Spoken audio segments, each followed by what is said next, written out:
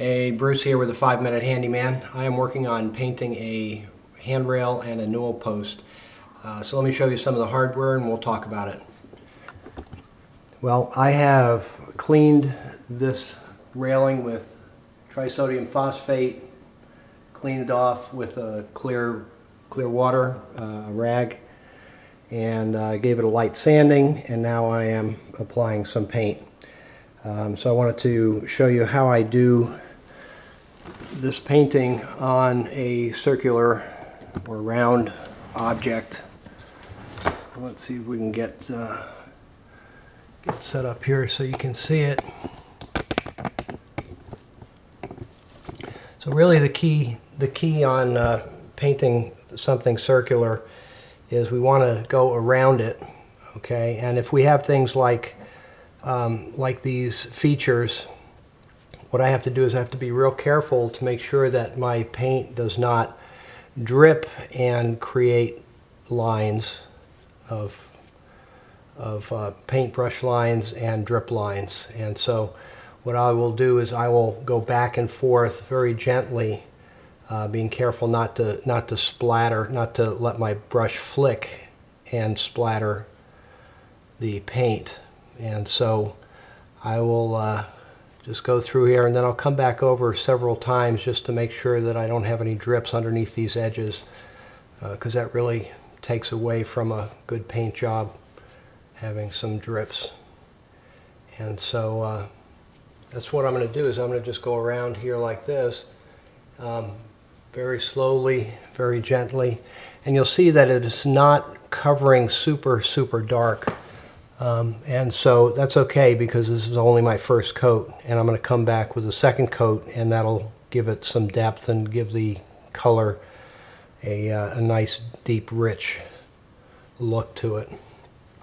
Okay, so I'm just going to go very slowly. Again, there's a couple of parts to getting paint onto something. The first piece is getting the paint onto the material, and then the second part of the equation is to smooth it out so that you don't have brush lines.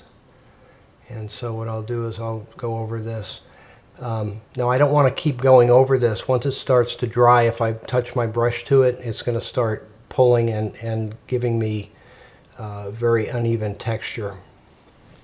Okay, so I'm going to just continue doing this around the different features of this post. And so when I start painting over here, I'm going to take some paint on my brush and I'm going to knock off most of the paint so that it's pretty dry. And then I'm going to just go right around these sharp edges. Now, one thing I don't want to do is when I have an edge, when I'm painting it, I don't want to go down across an edge. I would always want to come up over an edge, because if I go down across an edge, you see what happened here? There's a big glob of paint, and that's going to cause some drips. So I always want to go off the edges. So I'm going to come up this way. I'm going to come up this way. And I'm going to come out.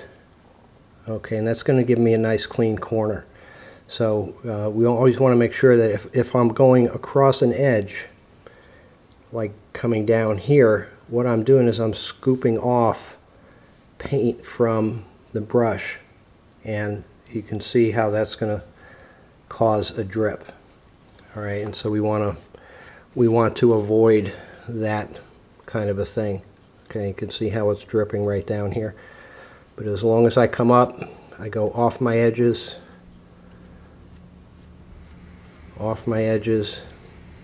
and I'm going to have a nice clean paint line. Okay, and I'll dab my brush.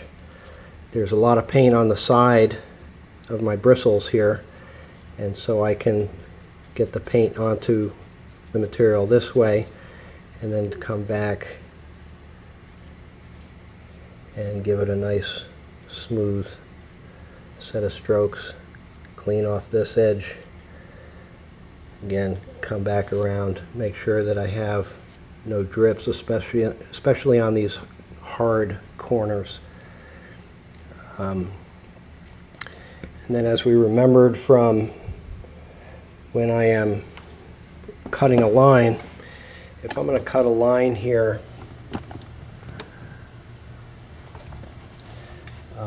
what I am not going to want to do, I'm not going to want to use my wrist or my fingers. I'm going to want to keep this straight and then use my elbow and shoulders to come up.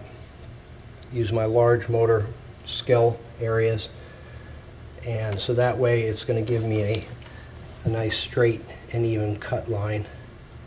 So I'll come in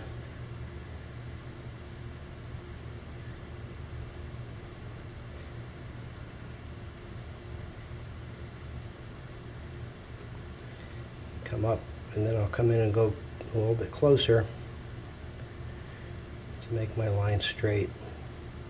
Again, getting the paint on the surface and then getting it to go where you want it to go. And that will give us a nice clean line. Then we'll come down and then finish getting the paint onto this flat area. First coat, I don't want to put it on too thick, so that's why I didn't go back and add more paint. I'm going to always brush it in the same direction. I'm not going to do up and down like this. I want to draw the paint in one direction, let the bristles on my brush very lightly draw the paint out so that it eliminates my brush marks.